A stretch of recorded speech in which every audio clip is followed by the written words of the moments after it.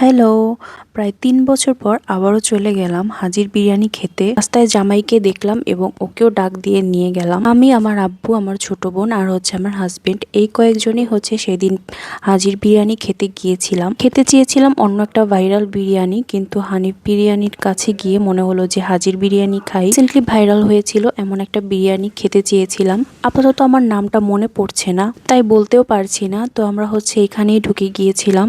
অনেক বেশি এক্সাইটমেন্ট নিয়ে সবাই খেতে বসেছিলাম। আর এখানে পাতা দিয়ে তারা সার্ভ করে, মানে পার্সেল দিয়ে থাকে। ৩ বছর আগে যখন আমার হাজবেন্ড পার্সেল নিয়ে আমাকে দিয়েছিল, মানে পুরান ঢাকা থেকে সাভার নিয়ে এসেছিল পার্সেল, তখন অনেকগুলো বিরিয়ানি ছিল এখানে, আর মাংসের পরিমাণ ছিল অনেক বেশি।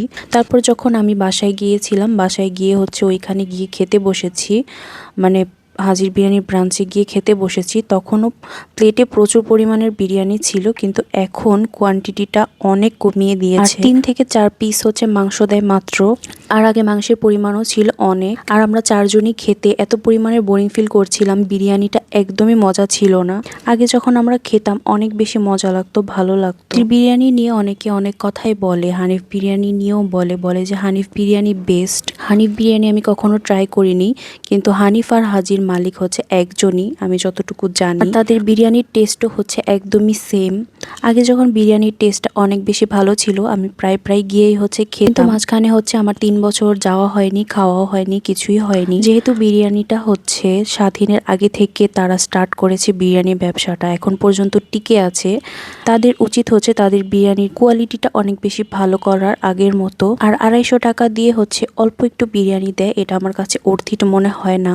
তো একটু প্লেট ভরে দেওয়ার উচিত ছিল, যাতে করে একজন মানুষের ক্ষুধা নিবারণ হয়। তারপর আমরা বিউটি লাচ্ছি ট্রাই করতে গিয়েছিলাম, আর এই বিউটি লাচ্ছিটার এক্সপিরিয়েন্স আমার একদমই বাজে ছিল। আমি জানি না মানুষ পুরান ঢাকার খাবারে এত বেশি মধু কেন খুঁজে পায়, এত বেশি প্রশংসা কেন করে। আমারই টেস্ট খারাপ, আমি বুঝতে পারছিলাম না এই জায়গাটায় মানুষ কেন খেতে যায় বিউটি লাচ্ছি। একটা জিনিস ভাইরাল হলেই তারা খাবারের কোয়ালিটি একদমই খারাপ করে ফেলে। তারপর আমরা সবাই মিলে কেক টাউনে গিয়েছিলাম, এই পুরান ঢাকার ব্রাঞ্চে, কিন্তু ওইখানে কোনো ফাস্টফুড আইটেম ছিল না, যার কারণে আমাদের অন্য একটা ব্রাঞ্চে যেতে হয়েছে এবং ওইখান থেকে কিছু খাবার খেতে হয়েছে।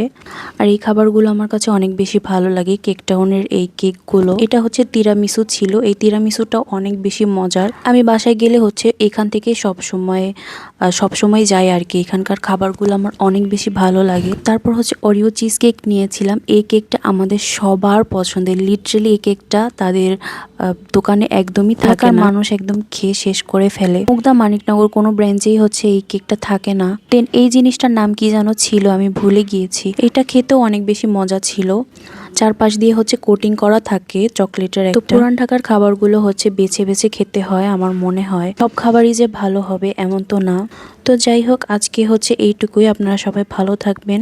তো দেখা অন্য একটা ভিডিওতে। ভালো লাগলে লাইক কমেন্ট করে পাশে থাকবেন।